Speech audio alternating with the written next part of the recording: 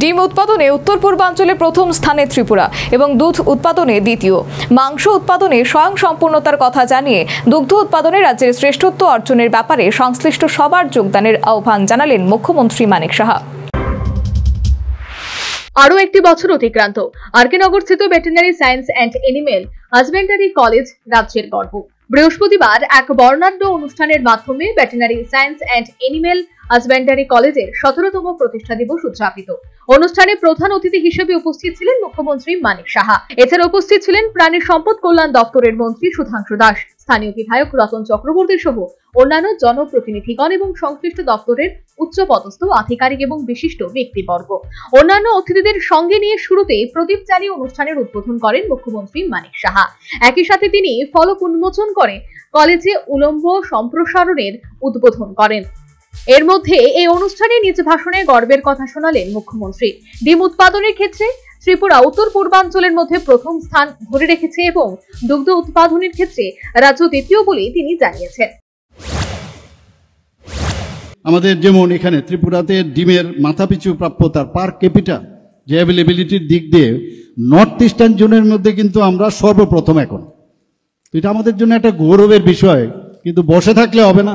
এখান থেকে যারা ফ্যাকাল্টিরা আসবেন আমাদের তাদেরকে যে পশুপালক থেকে শুরু করে তাদের প্রপার ট্রেনিং দেওয়া এবং যারা পশু পাখি তাদেরকে কিভাবে সুস্বাস্থ্য রাখা যায়। এখানে বলা হয়েছে যে আমাদের কিভাবে যে ভেটেরিনারি মোবাইল যে ভ্যান এখন স্টার্ট হয়েছে, সেগুলো আমি এর আগেও একটা প্রোগ্রামে আমি সেখানে গিয়েছিলাম।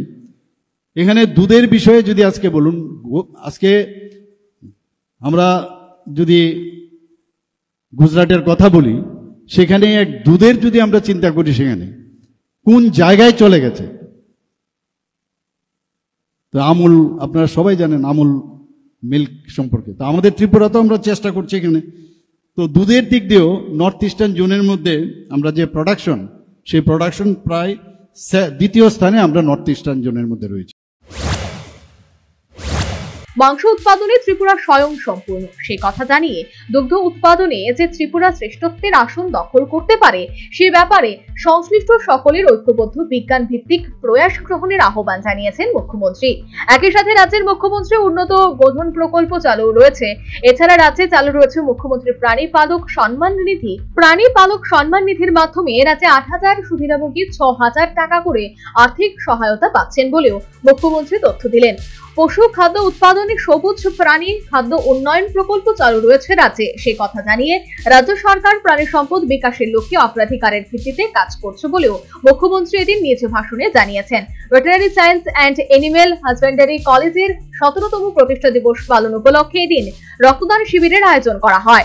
রক্তদান শিবিরে মুখ্যমন্ত্রী রক্তদাতাদের উৎসাহিত করেন, পাশাপাশি veterinary science and animal husbandry college যেন গোটা দেশে পড়াশোনার ক্ষেত্রে একটা নজির স্থাপন করতে পারে সে ব্যাপারে উদ্যোগ গ্রহণের জন্য কলেজ কর্তৃপক্ষ বিশেষ করে ফ্যাকাল্টিদের প্রতি মুখ্যমন্ত্রী আহ্বান জানিয়েছেন। এমনকি কলেজের সার্বিক উন্নয়ন যে কোনো সহায়তার ব্যাপারে একটি তাৎপর্যপূর্ণ ইঙ্গিত নিয়ে গেলেন মুখ্যমন্ত্রী Manik Saha. Bureau report, news vanguard.